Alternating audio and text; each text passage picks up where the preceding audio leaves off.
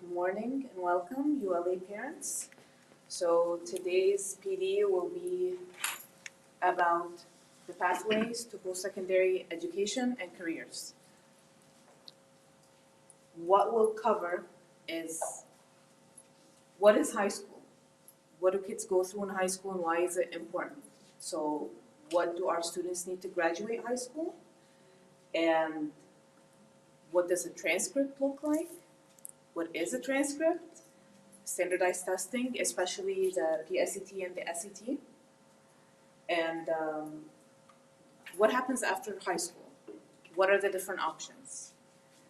And then I'll go through some basics of the college application process and what financial aid and scholarships may look like. So you can have basically an hour and a half presentation for each one of these things, especially college applications and financial aid and scholarship. But I'll just give you an overview, and if you have any questions, just let me know, okay? So, to start, let me tell you that most of the information I'm covering, if not all, is available in the parent-student handbook online. So a lot of this is online, but I'm just gonna break it up for better comprehension and better applicability. So our students from high school is from 9th to 12th grade, and they need 24 credits to graduate. However, it's not just random 24 credits. They're broken up, and there are certain requirements that they have to meet, okay? This is what you'll find in the handbook, but I broke it down further. So we'll start with ELA. They need to have, I can use the clicker here. They need to have four credits of ELA out of the, how many? 24. 24, there we go. 4 out of the 24 have to be a ELA. Not only do they have to be ELA, but they have to be ELA 1, 2, 3, and 4. And they take them in the following grades, okay? Each of them is worth 1 credit. And then they need 4 out of the 24 for math. This is exactly what they need to take to graduate from ULA or the HES academies, okay? So sometimes we have students who come in from other schools or other countries or other states who have taken, give me a math course. Let's say they came in as a junior and they had already taken geometry and algebra 1, but they never took algebra 2. My question is, can they graduate from our school? No. No. You guys, someone else answer. Besides the person who knows. No, we don't have an answer. Try. So, I'll help you answer. When you're looking at this, they must have taken these. They have to take algebra 1, algebra 2, and geometry. So if they come in and they're already a junior, 11th grader, they took geometry and they took algebra 1, but they don't have algebra 2, they have to do a credit recovery to get that geometry credit. Extra class for it? They don't take an extra class. If it works in the schedule, yes, they can, but they will be with students younger than them, which a lot of schools have. In high school, it's very acceptable to mix different grades. You have elective classes where freshmen and sophomores are together, or 11th graders and 10th graders are together. But if that doesn't fit in their schedule and what they need, then they'll get a Keystone course, which is a credit recovery course online that they can complete, and it has all the lessons, exercises, and then graded assignments to get that credit. And they get that grade that's assigned at the end. So any questions so far? So my question is, students who are coming from overseas or from a different school, what do you do exactly so you know exactly what they're missing as credits? What they call it, the process? So the process is called credit analysis. So what I do is I look at, that's a great question, thank you. I look at their transcripts from the other school. And I analyze what they already have. So they have this, highlighted, good. They have this one too, good. This one, okay, maybe they don't have this one, they need it. So then I determine what they need to graduate, see if it fits in the schedule. If not, they get a Keystone course or more free of charge, okay? So this is for ELA and math. Science, it's 3 credits. ELA 4, math 4, science is 3. So science, they must have a biology, 1 credit, chemistry, and physics, okay? Science is an area where you get a lot of diversity from other schools. So a lot of students come in with environmental science or physical science or life science, but they must have these 3 to graduate from our academies. So we work with them to ensure that they have them before they become seniors and they're due for graduation. Okay, social studies is also 3 mandatory credits, and they're broken up into 4 courses. So you have, in 9th grade, they take US history. 10th grade, the first semester, they take civics. The second semester, they take economics, and in 11th grade, they take world history. And then they also need 2 credits or 2 years of a world language. And what do we offer here? Arabic. There you go. See? You know. Okay. Arabic. Now, I have a student who came from a different school who already has a year and a half of Spanish. So, and he's an 11th grader. So instead of making him take 2 full credits in Arabic, which he doesn't have, I will just order him a Keystone course for a half a credit Spanish. So it completes, so it'll be his 1.5 credit. So it's gonna be the second language. Exactly. Any language. Any language, it just has to be 2 years of the same language. So if someone comes in with 1 year of French and they take 1 year of Arabic here, that doesn't work. It has to be 2 years of the same language, okay? Which we make it very easy in ELA. They take Arabic obviously from elementary, all the way we still offer it in high school. And what's interesting about the Arabic is if they took 2 years of Arabic in middle school, so 7th and 8th grade, it already counts in high school. So I will show you on the I was transcript. gonna ask you that, what? Yes, they don't have to take Arabic again in high school. It already counts for them, and it's reflected on the transcript, okay? All right, then they need 1 credit of art, performing arts. So that can be any type of art, you know, graphic design, drawing, creative art, or music. So chorus, music appreciation, music history. And then 1 credit in physical education, and 6 credits of electives, okay? So most electives are offered per semester. So that's elective نشاطات خيارات مش نشاطات بعد المدرسة. So it's an actual course. So examples of the electives that we have would be US and World Affairs. 9th graders have that. Global Geography. Particular topics in Arabic, Arabic conversation and cultures.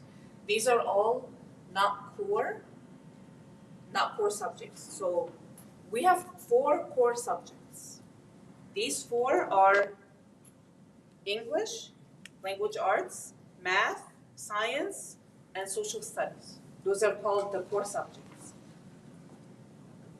Art, team sports, recreational sports, or any of the ones I mentioned before, those are electives. It's classes to help students explore and discover other areas to see what they're interested in. So they can take an elective in particular topics in biology or biology investigations or genetics and say, oh, I'm really intrigued by science, so I want to pursue something in the sciences or the health fields. Or they can take that course and say, I cannot stand science. Let me try something else. We have like business math, technical math. Okay, I might want to be more into like engineering or data science or computer science, something like that. Okay?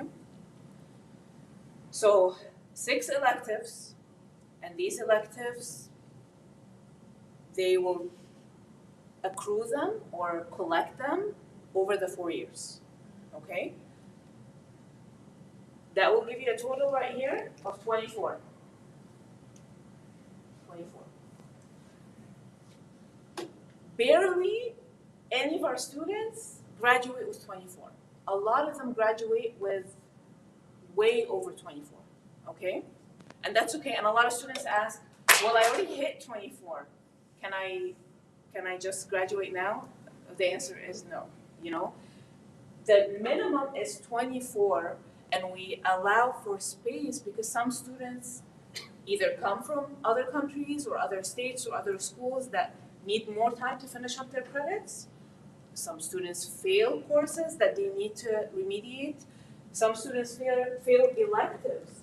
Some students fail art. So they need another shot, another year to be able to take another art class to make up that credit, okay? Some students need the Arabic. So if they didn't have it in middle school, they have to take it in high school. Unlike the ones that took it in middle school and are done with that credit, okay? And those students, like your kids, they'll have that extra credit. So they'll have more than 24 because they're coming in from middle school with these 2 extra credits, okay?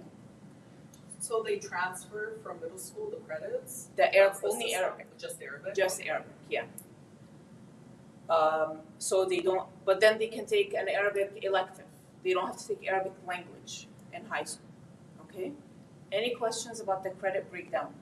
Yeah, but like my daughter, she finished middle school overseas. Yes. So she started here high school. Right. She didn't have the 4 years elective, right? She does. How come she So can do it? even from abroad, there are many courses that count as electives. So what I see a lot, because a lot of our students come from Middle Eastern countries, Islamic studies, that's an elective. National education, like دراسات الاجتماعية أو that's an elective. A lot of the things or a different type of science that's not one of these, that will be an Geology. elective. Yeah. Geology, right, earth science, any of these will count as an elective. Actually, our students who come from abroad to high school come in with a lot of electives. Some of them already come in with over 6 electives, so they're good. Okay? Any other questions? Okay. Okay. So remember the 4 core subjects You are there. at ULA or in the US? Science. What, science, math, ELA.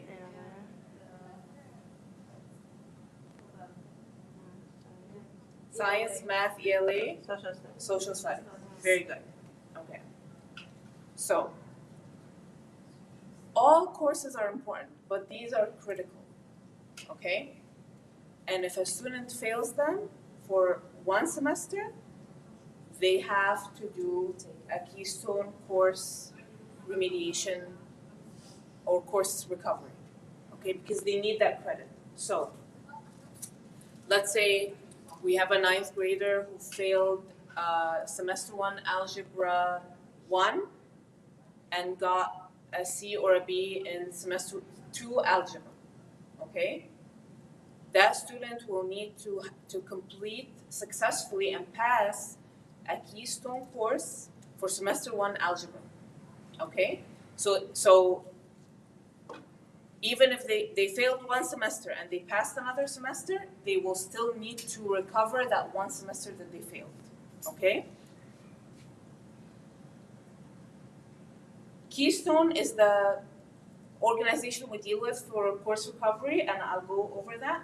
But for our special education students and our English language learners, it can be a little bit daunting and too difficult to complete, so we provide them with an accommodated version of the course to complete the credit, okay?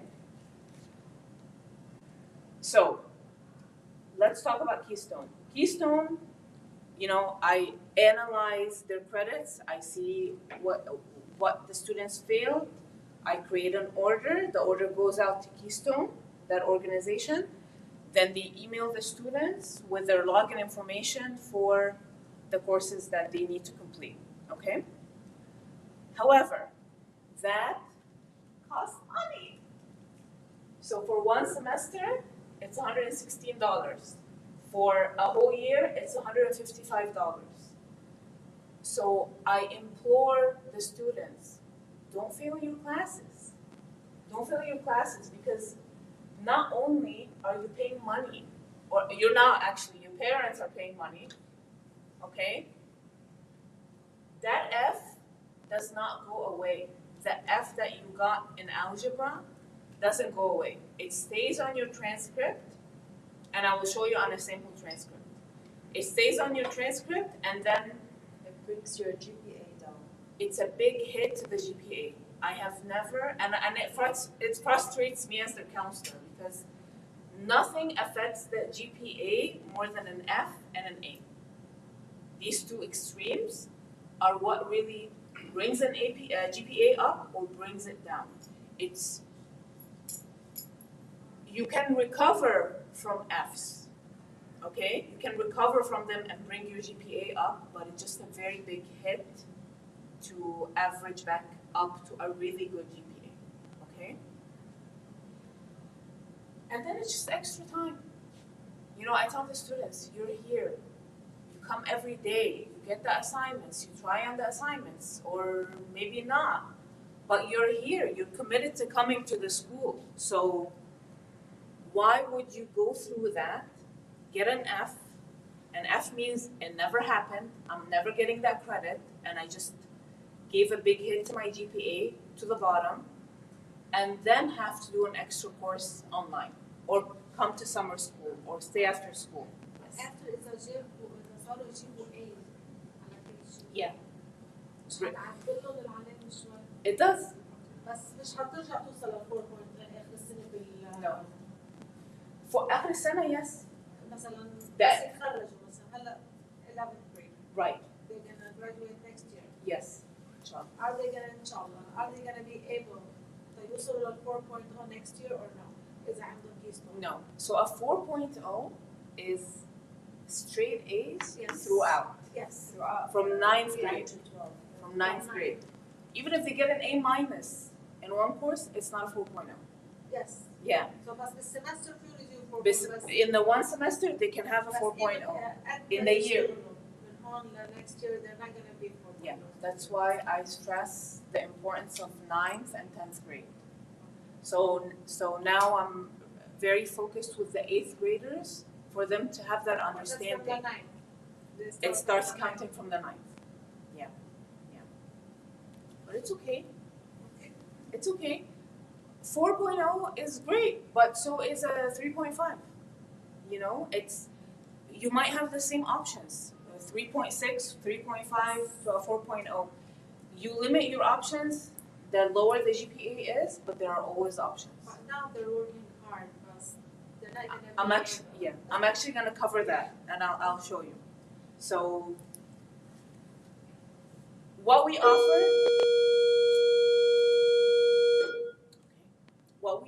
to help with the Keystones or the credit recovery courses, we have an after-school program that the kids can apply to, or a summer school program, and we have an experienced faculty member or staff member, a teacher, who is there with them, supervising them, and helping them complete the credit recovery requirements. Okay? All right.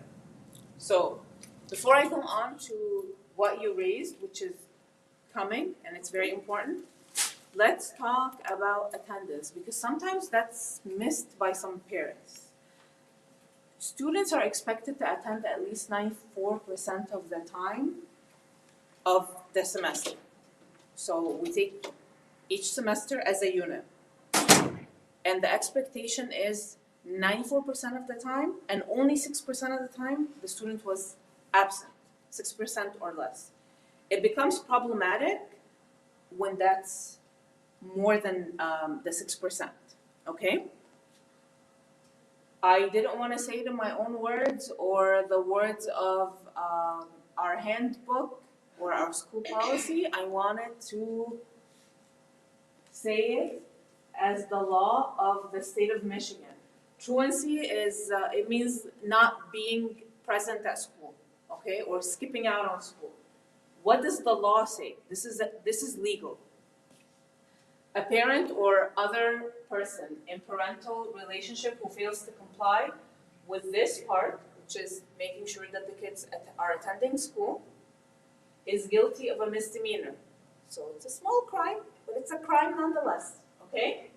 Punishable by a fine of not less than $5, nor more than $50, or imprisonment for not less than 2, nor more than 90 days, okay? So this is an actual law that obligates parents to make sure that their kids are showing up in school. And that applies to kids from age 6 to 18, okay? I don't want to scare the parents, but I just wanted to present the law and take it for what it is, okay? Of course, families go through things, kids go through things. There are excused absences. That's acceptable, and schools work with that. But when there are certain students who have a pattern of just not being in school, it becomes an issue. It becomes a liability for the safety and like concerning what's going on with that student. Why aren't they at school? This is what they're supposed to be doing. This is where they're supposed to be. So in these cases, the law might be invoked, okay? How do we calculate attendance? So if a student is late to class or tardy 4 times, that equals 1 absence, okay? 2 partial absences equals 1 absence. Partial is like they're missing half the day or a portion of the day. 2 of them a semester equals another absence, okay? Then they can be absent 1 whole day. So 10 absences per class per semester. So we look at ELA. So Johnny missed 10 ELA classes in semester 1 of his 10th grade year. Instead of Johnny getting half a credit, which he's supposed to get, he'll get a quarter credit. Okay? And he needs the half credit to graduate. So to be able to graduate, he has to do the extra work and the same thing we talked about right here, course remediation. Tamam? So attendance is critical and it affects the amount, because it's not fair for a student who's here every day getting that full credit for the class and a student who's absent getting the same credit, okay? It's late, التأخير صحيح عن 8:10, 8:15. No. No. It counts as so. It counts as a tardy.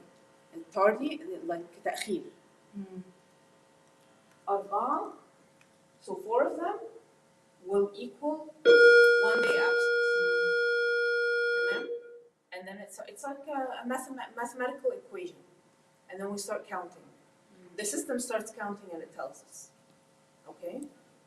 So yeah, it's very important that the kids come on time in the morning. They stay for the full day. It's very important that the kids and the parents know that Fridays are not optional. Friday is a full day of classes. You know, even though it's shorter, but it's still a full day of classes. Assignments are scheduled. Lessons are scheduled. Tests and quizzes are scheduled. Presentations are scheduled. It's just like any other day. And while students are in the building, after the parents drop them off, it's important for the student to get from one class to the next on time, okay? So that's for attendance. Another requirement for graduation is community service, أعمال خيرية أو تطوعية, okay? They need 50 hours and they can get that done from 9th grade to 12th grade, okay? So the first week of 9th grade to the last week before the seniors leave, okay? The kids are younger than 9th grade. How many hours they need? So they don't need it to graduate. It's a good thing for them to start practicing, but we start counting it from 9th So it's grade. not high school yet. But لا, yeah. بس كأنه أحمد bring me paper to sign. Is he in National 15 hours. Honor Society? Community service. بس هو في National. Yeah. Is he Miss Valentino? That's what he's doing it for. Okay. Yeah. Yes. So our high school بس بدي students. أفهم. And he's a character lead, so. Oh, mashallah, that's great. Yeah. So our high school students, all of them, no exception, need, and this is a Michigan requirement, it's not a ULA requirement, need 50 hours of community service. When they get that, they get a half credit extra, okay? So that can be helpful to students who are missing elective credits, for example, to graduate. But all of them need it. Our high school students who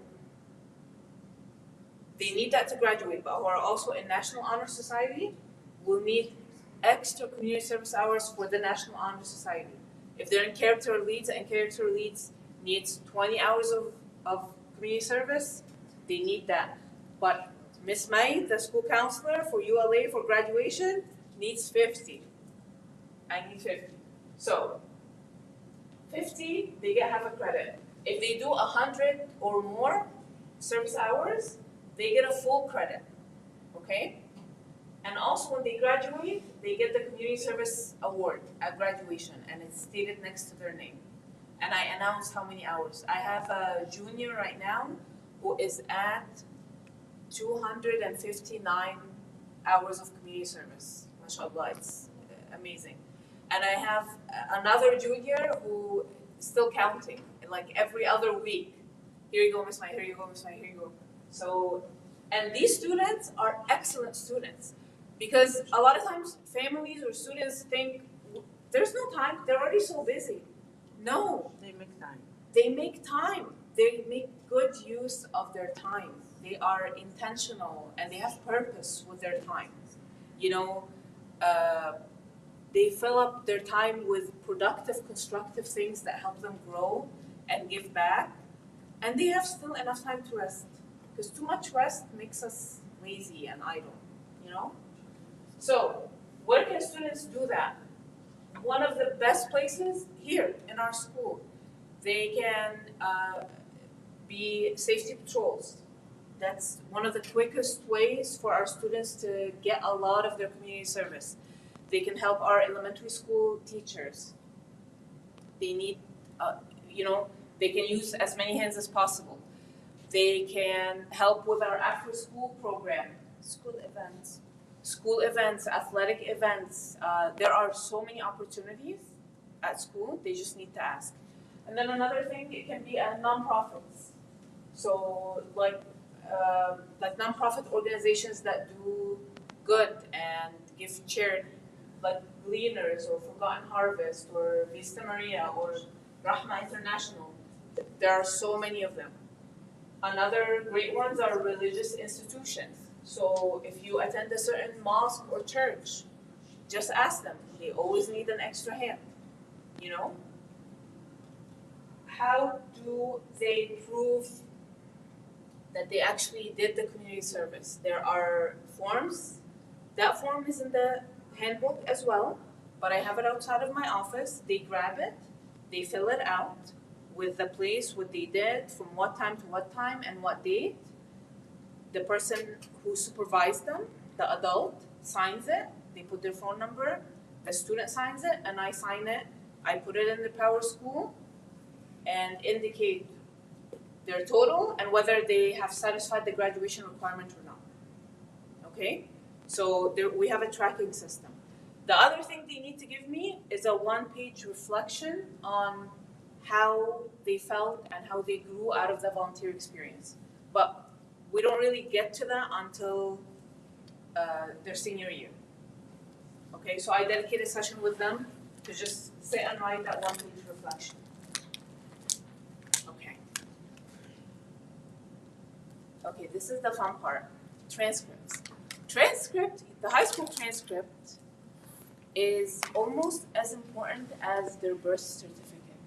Okay? Important as well. It's almost as important as their birth certificate. Every college Yes. requested an official transcript. Official transcripts. I don't mind saying my age. I'm 38, and I'm almost done with my master's. But I don't remember what purpose it was for. But a couple of years ago, I had to request my high school transcript. I graduated in 2002. 21 years ago. But I still needed that transcript for something. I don't remember what it was. It's a document that lives forever. You don't change it. Whatever is recorded in it is in it forever. Okay? So I cannot stress how important it is. What does it include? I will show you. So let's go here.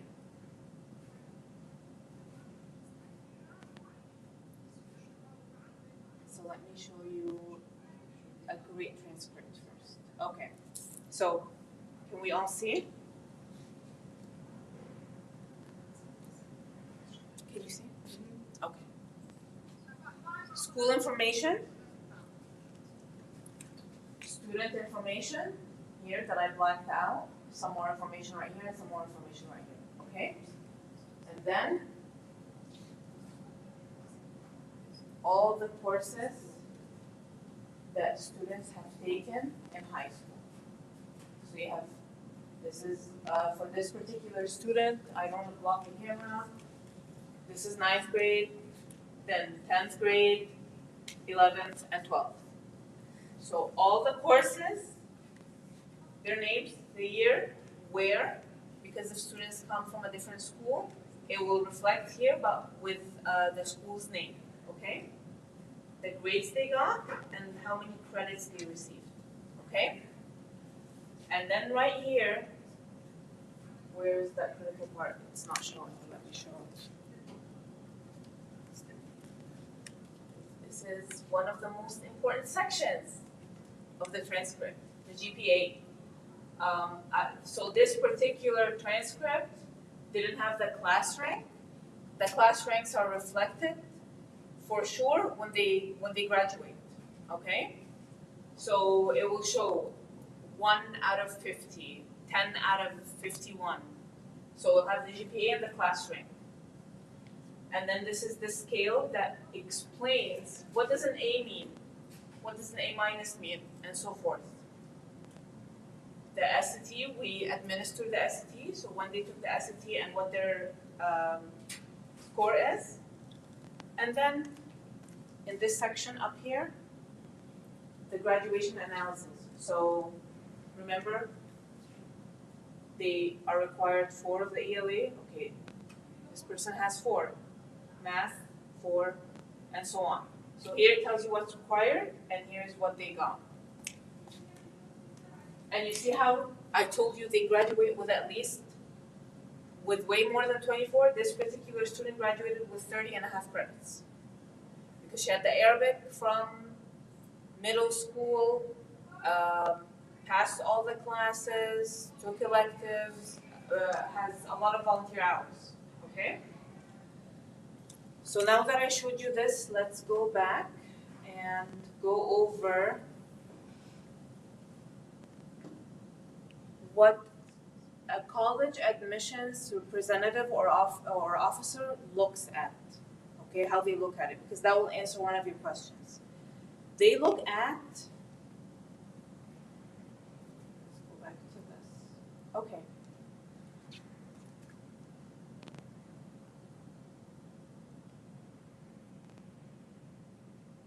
They look at the GPA. I think that will be one of the first things they look at. And then right here, did they get all the credits they need to graduate? They look at the type of courses. So, I'll tell you, did the student take a challenging course? Did the student make use of all the opportunities given by the school? Did they try to take AP, advanced placement courses?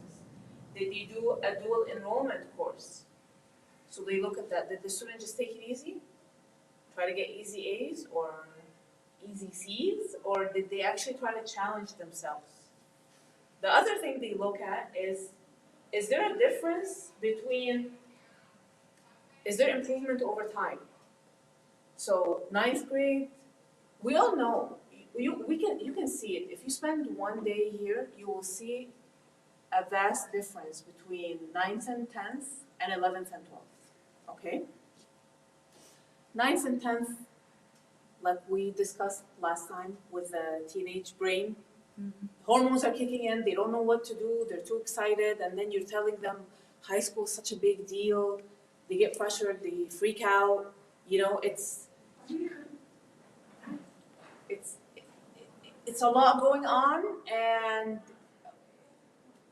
parents at school try to help them as much as possible, but they need to help themselves. It's okay. Colleges understand that too. Human beings understand that. So, if you have a student, like there are students that last year when they're 10th graders, and I see them this year, complete difference. They're just a lot more mature and determined, and they got this. They have 4.0s in their junior year so far. So, and I actually used some of these students when I presented to 9th graders and 10th graders to talk to them about their experience and tell them, we were just playing around and messing around in 9th and 10th grade. I didn't take high school seriously, and I really regret it because that is staying on my transcript. It's not gonna change. So, colleges keep that in mind. They look, okay, 9th grade, okay, we see, let's do an average transcript. This is a good transcript. They're going to analyze it. Okay, so 9th grade, you have a couple of A's, some B minuses, a C. They don't even take it serious, like it's. Yeah, it's a challenge. A couple of F's, okay? That student right away did credit recovery, got their credits. 10th grade, there is a little bit improvement, and then 11th grade, wow, he or she became the model student, okay? That makes a difference. It makes a difference. Not like a student who didn't do well 9th grade, did really well 10th grade, didn't do well again 11th grade, and then like if they're static and there's no improvement or they're all over the place, that gets analyzed, okay? If they are taking a challenging course like an advanced placement class and they have a lot of A's and that's the only B plus or B, they're going to say, okay, that class was challenging. It makes sense that they didn't do that well. So it's, yes, the number and the data are very important, but they're not just looked at as black or white. You know, there's a big subjective area of interpretation. COVID, the COVID year, the pandemic year, when they were at home, if that applies to any of your kids and their grades tanked during that year and the year after, that will be taken into consideration. They will say, that was the pandemic year. It was difficult for everybody, children and adults alike. So we're not gonna judge them harshly for these 2 years. It makes sense that they didn't do that well. Let's look at what happened after that. Did they pick themselves back up? Did they apply themselves? That's fair. Yeah. So there's a lot of subjective stuff. Let's say the COVID, like for example, the COVID year is not going to apply. Inshallah, because when he's in high school, it will be a long time since COVID. Yeah. You know? But let's say someone like him, like as young, or your son,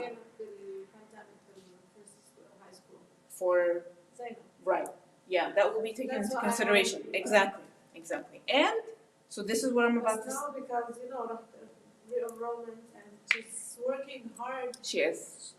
Incredible. Yeah, no.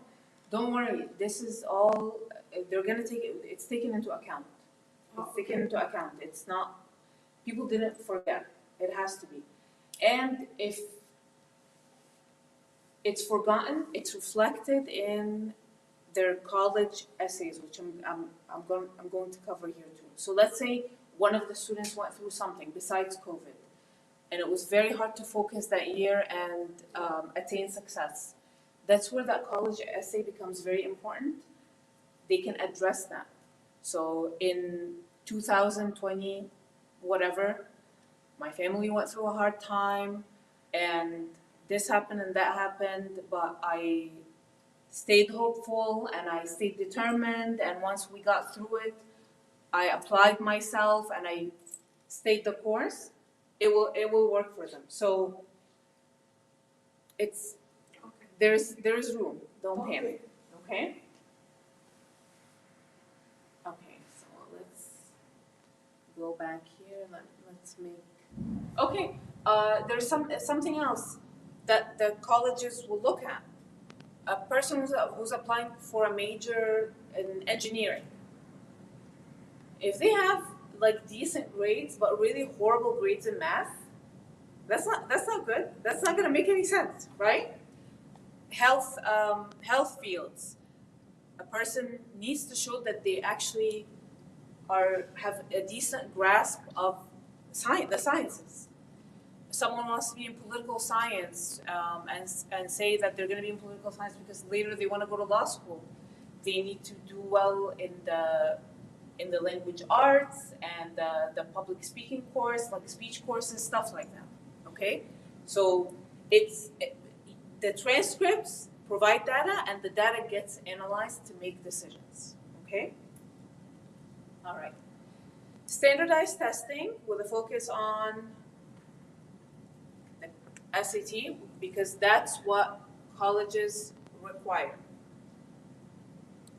A lot of colleges and universities are not requiring the SAT right now because of the pandemic. They're making it optional. If your score is really good, let us know. It might help you. If you don't want to share your score, you don't have to. Now, we don't know the future of this test and like what how universities are going to view it. Is it necessary? Is it mandatory? It is a part of your application like it was for our generation and the generations before COVID? We don't know. It still remains a highly important test for other reasons. So even if it doesn't, I think for the juniors, there are some universities that have already announced that anybody who went to high school during the pandemic year, it's called test optional. They don't need to submit the score, okay? But my ninth grader this year, that doesn't apply to them because the COVID year was during their middle school, okay? Nonetheless, this test is extremely important because if they do well, they will qualify for certain scholarships. If they get above 1,200, they automatically get the Michigan Competitive Scholarship. Automatically. This is automatic money in their account from the state to go toward their college tuition. Okay? When they get to colleges, and you know, the universities and colleges have a long spectrum of like math courses, they can just decide, oh, I want to take calculus too. You have to take a placement test to show that you're qualified, you have the skills and abilities to take that course. So they take placement test. If their score is high, they don't have to take that placement test. Based on their score, they'll skip the English and the math placement test, and they'll take their score to show where they're at and what they're capable of. Okay? When they take the test, when they fill out their information and they check yes, you can share my information with colleges and organizations, these places are able to find your kids, to send them information. Did you guys start receiving letters from universities? That's how. So So it's a good thing to check the yes? it's a good thing because you start getting information and offers early. So the juniors are not going to be getting scholarship offers from universities this year, but they will next year. So I have seniors this year. They put their information, they check the yes on their SAT form. This year, at the beginning of the year, in September, they're getting letters in the mail. Apply to our school. We already determined that you qualify for a $16,000 scholarship. So it's good. I always advise the kids to put their address, the home address, and their email, personal email, never their phone number. Because there is an area where it asks for your phone number. I advise them your home address and your email is enough.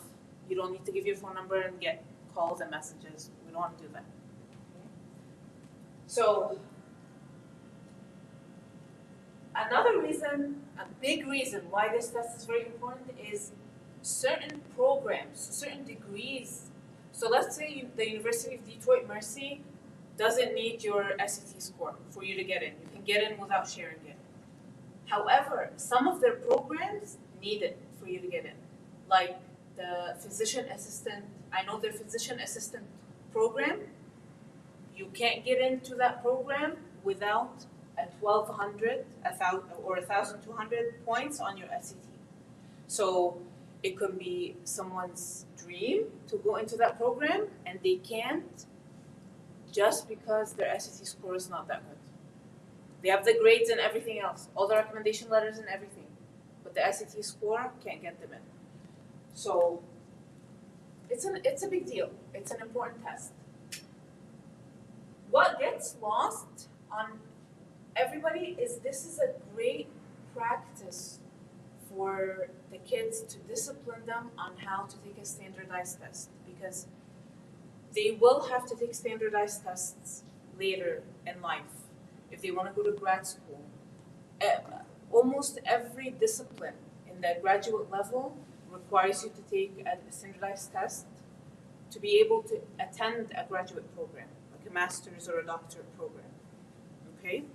So it's a good practice for test taking skills, which is paramount, even just in college classes. Okay? So I'm going to go over what we offer here at ULA. I covered some things. We offered advanced placement courses, and we are working as hard as possible to expand the variety of advanced placement courses that we offer.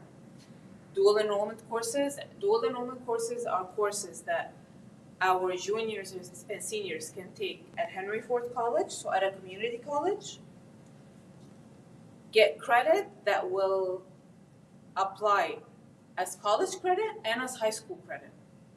The grade they get, it will affect their college GPA and the high school GPA, okay? What's great about this is that the district pays for it. It pays the in-district resident tuition. So if you live in Dearborn, you don't pay anything. Dearborn, all of Dearborn. And certain area zip codes of Dearborn Heights, but not all of them.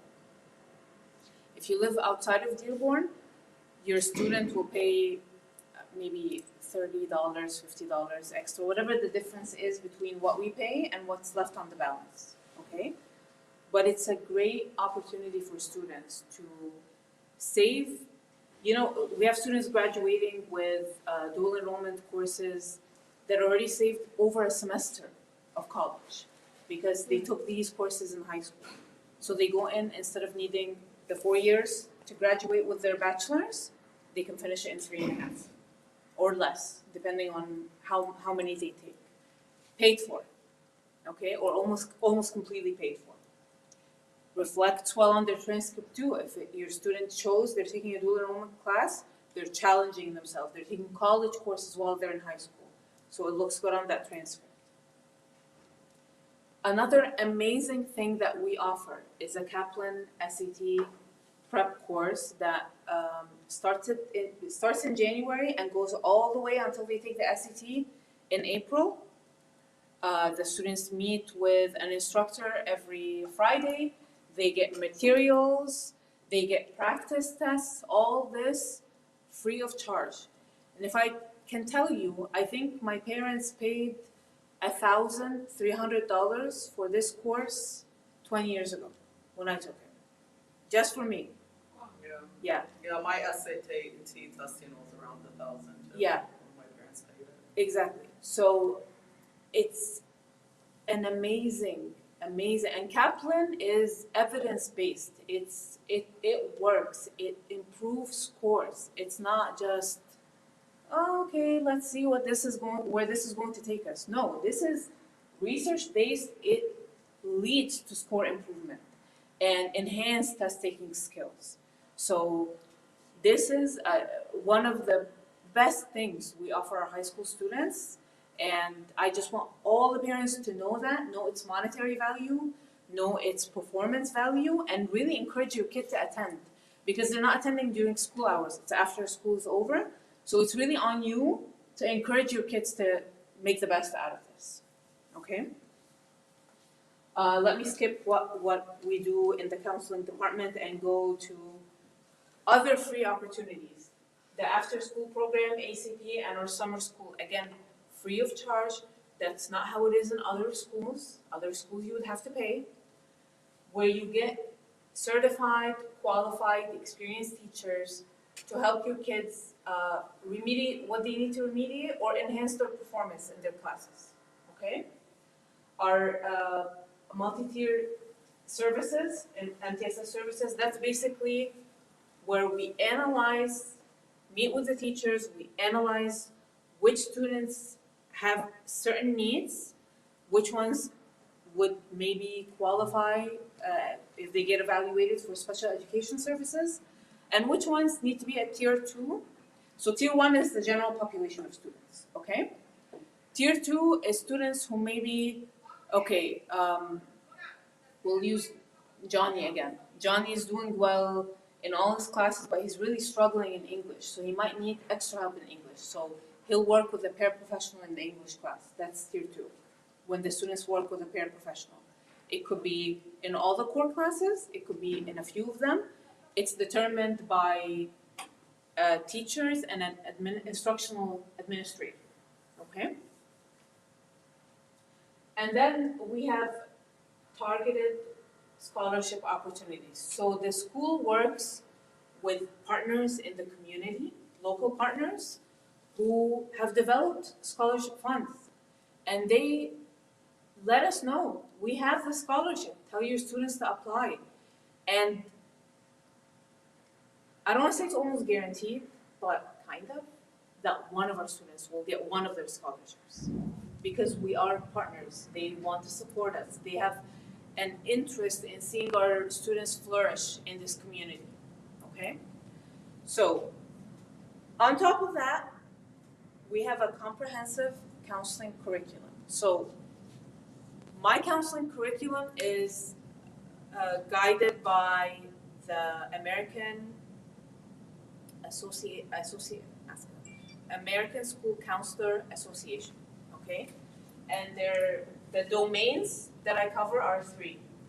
Social, emotional, or mental health, which will be translated into individual sessions with the students or group sessions with the students to meet their mental health needs. Academic, which is, part of it is what I'm doing today, okay?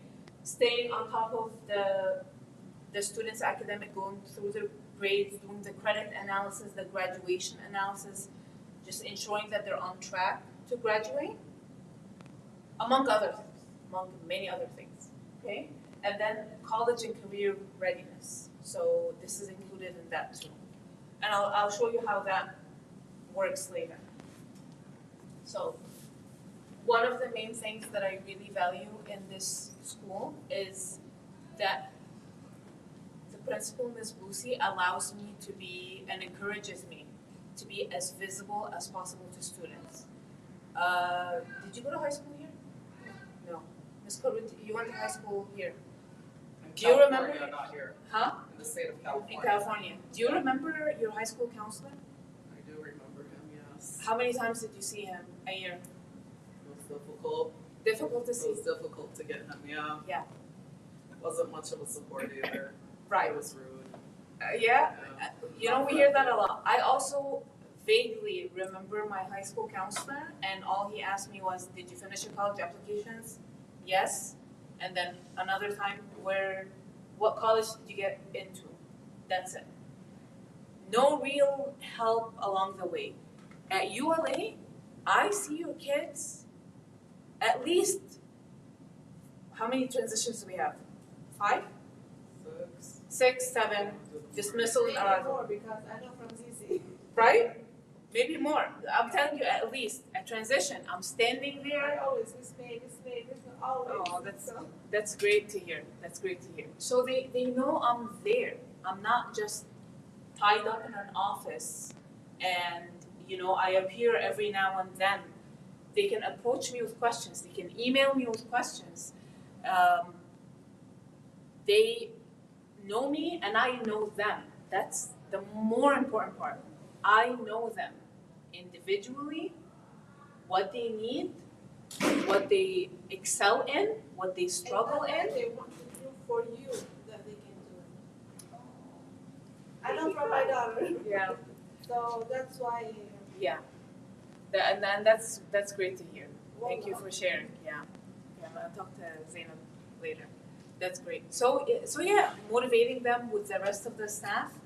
So that accessibility is so important because sometimes students say, you know, the school is smaller. It is a smaller high school than other public high schools, right?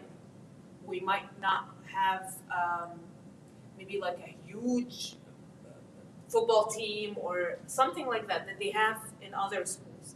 But we do have things that they don't have over there. Your kids are seen and we know them. We know them, we know what they need. Over there, and I'm not saying anything negative about anywhere, but they're really in a sea of other students. Right here, I know each one of them, Yes. you know? So that's the first thing. So from the academic and college and career readiness aspect, I have sessions with the seniors to work on college applications. We work on the FAFSA, we work on scholarships, and it's usually scholarships, it's integrated in the 12th grade ELA curriculum. Like certain real scholarships that they're applying to is an actual ELA assignment that they have to finish. So they get to experience how it feels to apply to a scholarship, whether they're really applying or not, okay? Campus visits. This year, I already took the seniors and the juniors to University of Michigan Ann Arbor, Michigan Dearborn, Henry Ford College. We're going to Wayne State tomorrow. We went to Oakland University last week. Did I forget another place? Yes. The University of Detroit Mercy. We went there last semester. So already 7 schools. And even though my focus has been on the seniors, I'm starting to see that the juniors She went. really benefit. She went twice. Yes. Yeah. My son went twice too. They really benefit because once we get to September, October of next year, they're already applying. I want them to have an idea while they're applying, before they apply, not during. So I'm working on a few more for the juniors as well, inshallah. We also have them come here. So we have a representative from Schoolcraft, Henry Ford, University of Michigan, Dearborn, and Detroit Mercy, who came to the school to present to our kids too, okay? And then I connect them with resources in the school and resources outside of the school.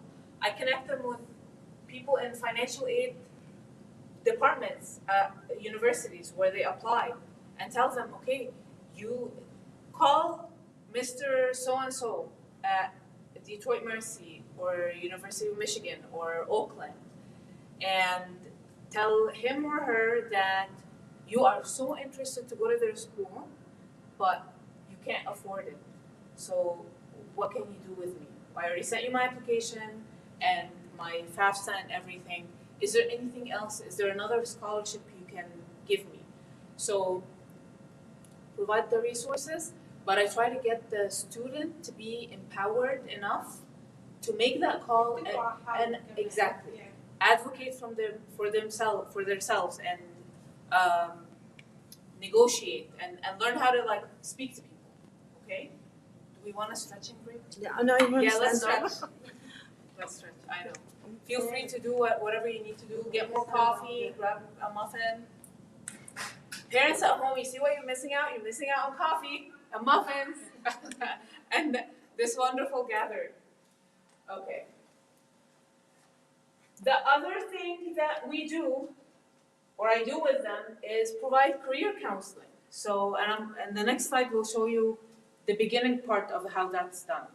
So, career counseling can be provided in a classroom setting as a counseling lesson, or one-on-one, or a group, like a session, a therapy session, basically, but focused on careers.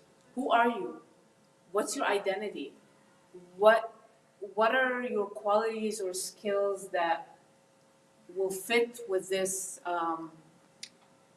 industry or field that you want? So you have students who are really intrigued by science and they want to do scientific research and they're thinking of areas that are amazing and very research based, but they're extroverts, they're social.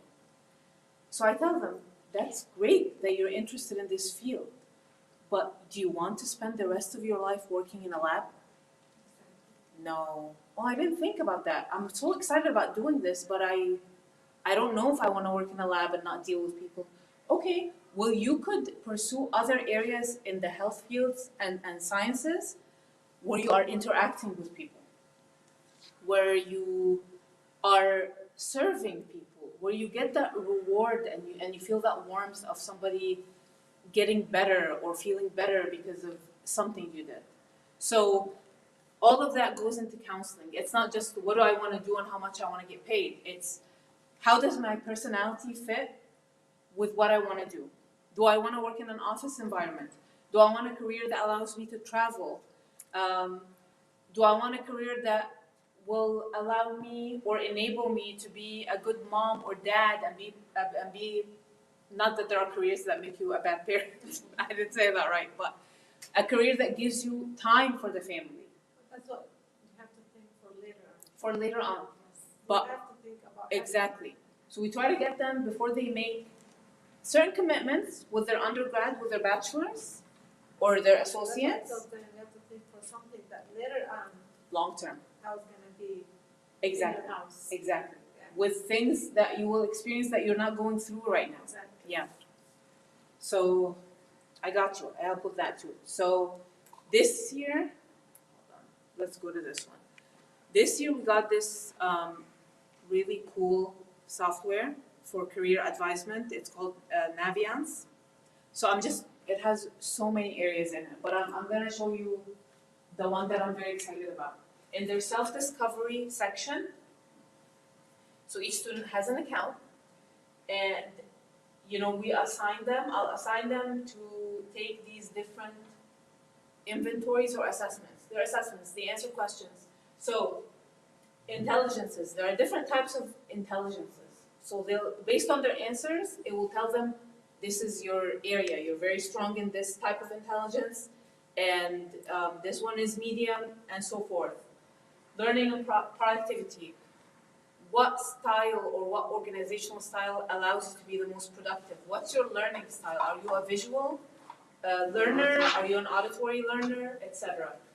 The career cluster finder and the career interest profiler, career key, all of these, based on their questions, it will recommend careers to them. And then they click on the career or the career cluster, it will show you what is needed to pursue that career, like what degree, what type of education, how long it will take, how much you're projected to get paid, and other jobs that are similar. Because what I've seen with a lot of our students is they don't know many fields. When I was their age, I didn't know many fields. I still didn't know many fields until I became a counselor. The basic, we know the basic. The basics. There is a whole world out there of Doctor, engineer, teacher. exactly. singers. Exactly. That's the only. Yeah. There are so many pathways that they can take, and Naviance is great with exposing them to that. Exposure. I'm gonna read a little bit, and then if they're interested, come and tell me. I'll try to find you someone in the community where you can job shadow. You spend a day with them. You really see how the work day goes, or bring them for a career day or something like that. So we're about to wrap it up, okay? Let's go to the title of the PD, Pathways After High School. Different things, different pathways, tracks that the students can take. They can choose, and sometimes not choose. Sometimes it's the only option, based on their grades and their high school performance, to go to a community college, which is really like Henry Ford College and Schoolcraft, 2-year institutions, great institutions, great professors, great curriculums. There is a misconception that a community college is not as good as a college. They're different. They're different. But they have resources, they have funding, they have talent in their staff, and they give your students what they need if they are interested to go to a 4-year bachelor program. So, students who go to a community college can either be pursuing an associate's, and that's all they need for that specific career field, or they can be going there to get their general credit requirements for a bachelor's degree and transfer the last 2 years to a university, a 4-year program, okay? Why do some students do that? I did that. I went to community college the first 2 years. It was less intimidating to go to a community college. You know, they work with you as a student who just graduated high school. There's more, I don't want to say leniency, there's just more understanding that you're transitioning into college, okay? And it's way cheaper. So a lot of our students, alhamdulillah, get a lot of scholarship money and financial aid money. But you might still find it more cost effective to start at a community college and then transfer later on. So it's really a case by case, okay? College or a bachelor's degree, that's your university, 4 years. The first 2 years you're getting your general credit requirements, and then the last 2 years you really specialize in your major. So whatever the major of choice is, that's what you really focus on the last 2 years. Then we have students, they know what they want. They know in high school, I want to be a dental hygienist. I want to be a physician assistant. I want to go to law school. We have universities in Michigan that provide accelerated programs. So, أسرع, يخلصوا أسرع. These programs combine your bachelor's and your master's or your doctorate together, okay? For example, let's do dental. So I know that Detroit Mercy, instead of you getting your bachelor's in a specific type of science for 4 years, then going to dental school for another 4 years, so that's 8. They have an accelerated program of 7 years where you finish your bachelor's and your doctorate in dentistry in the 7 years. So you're saving a year. If a student's coming in with dual enrollment credits from high school, that will be 6 years and a half because they already are coming in with a semester or more credits. So if your kid knows what they want and they really are passionate, encourage them to explore or ask me to help them explore one of these accelerated programs, saving time and money and allowing them to just get on with their life as fast as possible, you know, in their career and whatever else.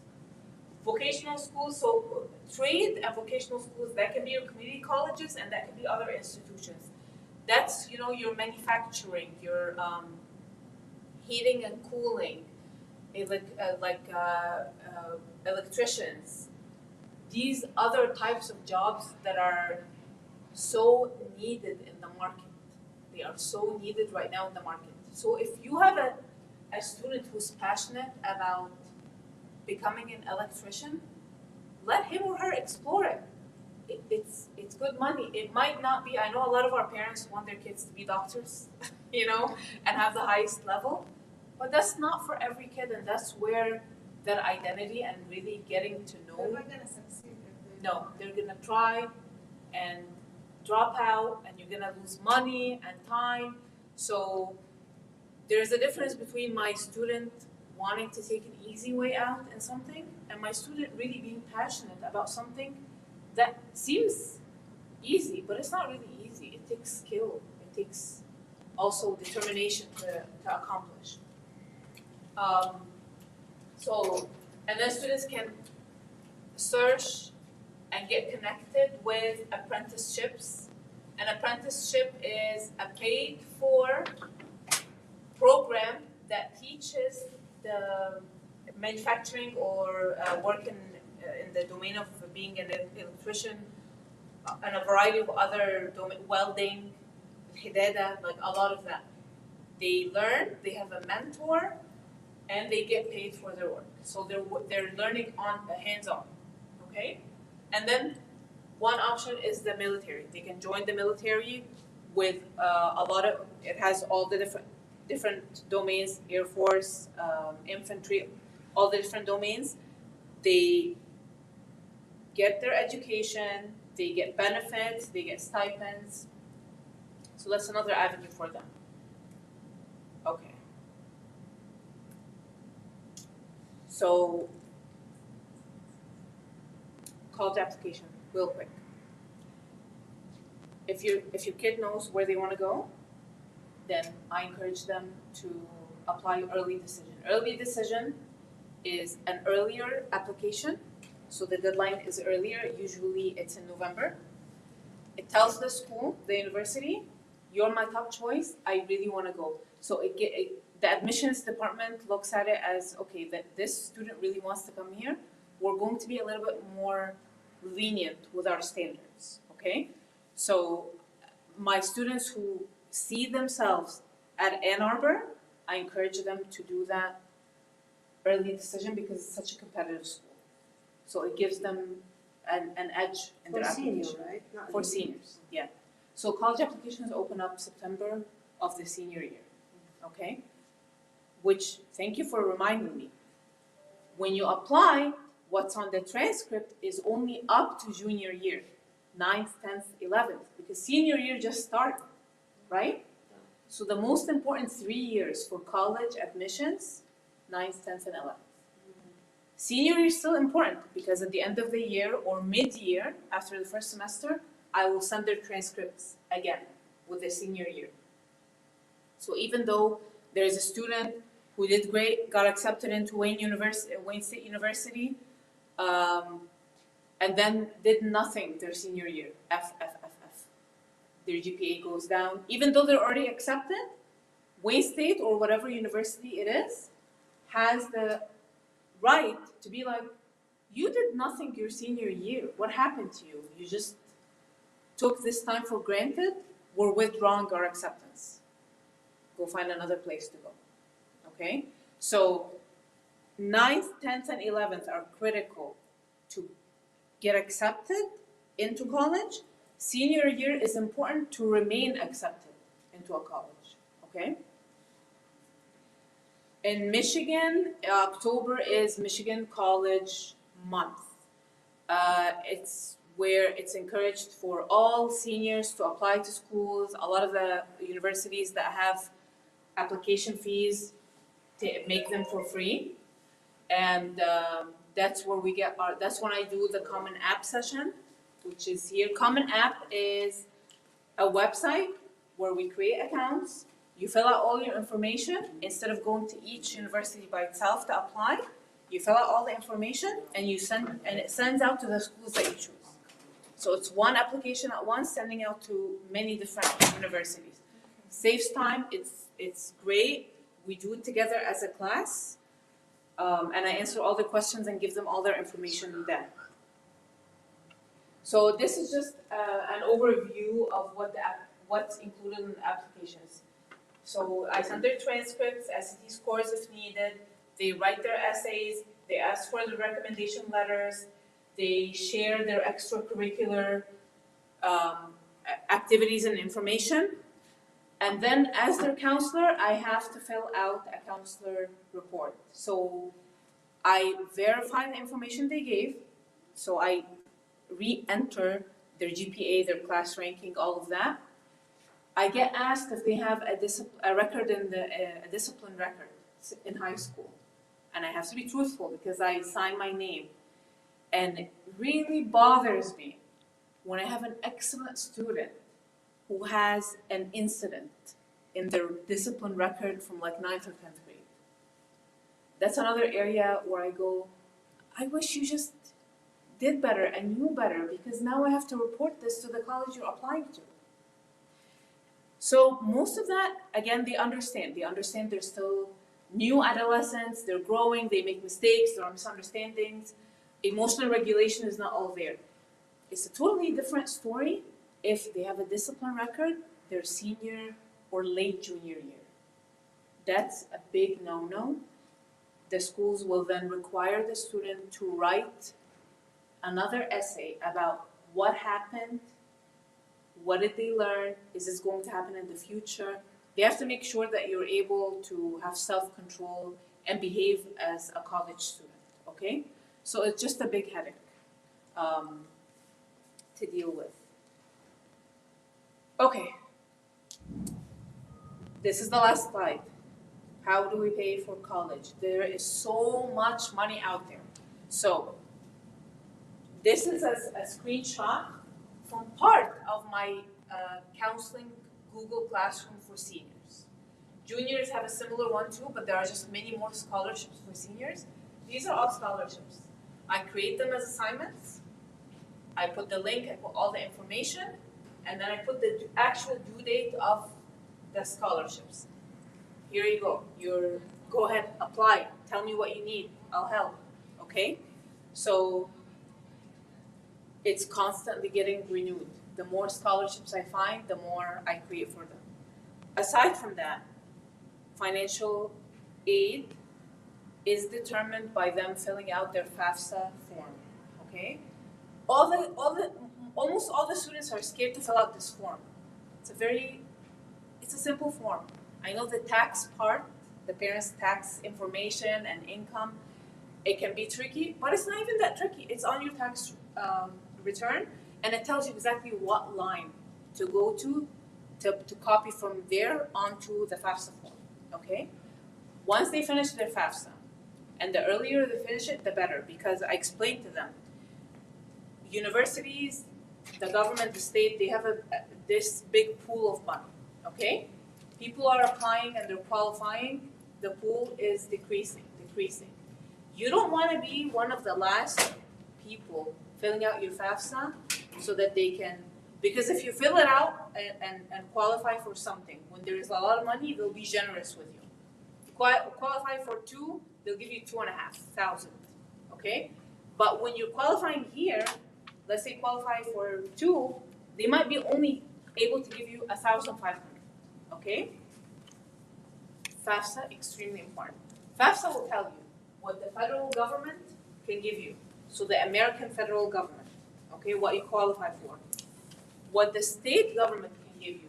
So the state of Michigan. And the state of Michigan has many opportunities and many grants for high school students to support their tuition. And then you have university grants. So the universities, they also get money besides scholarship to help students with their tuition.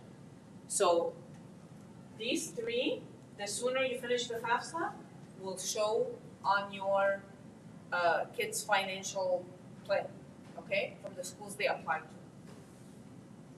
On top of these, you have scholarships that they might qualify for based on their grades or needs. So it can be merit or need-based, community-based scholarships, like the ones I told you about, that our community partners that offer scholarships to our students. Corporate scholarships like Amazon, Coca-Cola, McDonald's, or private individual scholarships like the Abbott and Fenner Scholarship. There's so much money out there. Is your kid willing to actually sit and complete the applications or not, okay? Many others. So I tell my students there is absolutely no need to pay anything for school because there's a lot of money out there. So, and it's not just for the top achieving students. There are scholarships specifically for students who have like a 2.5 and above out of a 4.0. There are people who know that these kids are also interested in education and they deserve some assistance on the way. So, officially done. Any questions? Thank you so much. You're welcome. I know this time it was more dry and a lot of information. Oh, no. No, you're doing great. Okay. The sitting is bothering me. Yeah. Next time I'm gonna get you a seat from my office. No, that's Inshallah. okay, Habibti. So thank you parents at home. Thank you so Reach much. out, email me, call if you have any questions about any of this. And I really appreciate your attendance. Thank you. Thank you. so much.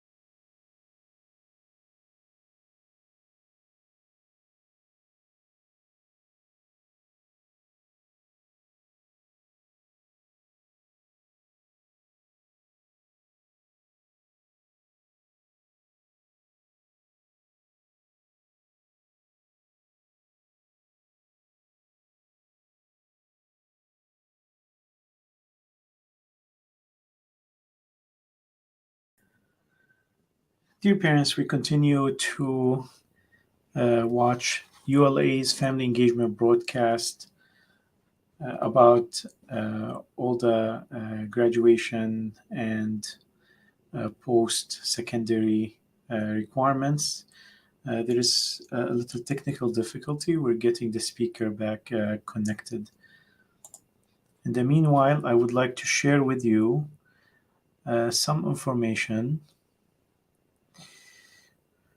We have student government field trips that are taking place to the state capital where they're getting advocacy training by MAPSA and then visiting their representatives at the Michigan State Capitol. Universal Learning Academy student government is scheduled for next Tuesday, so good luck for them.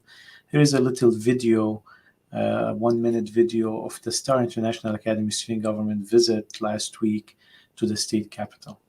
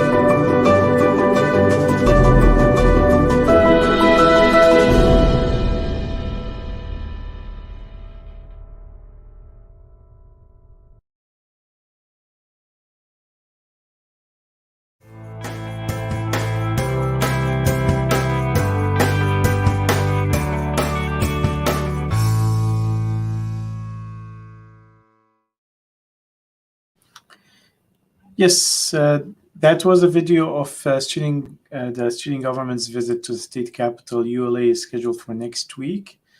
We are still waiting to be reconnected back with the ULA's presentation.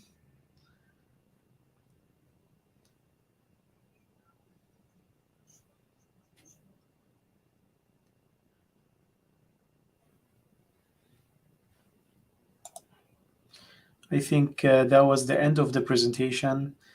Thank you, and Have a great day.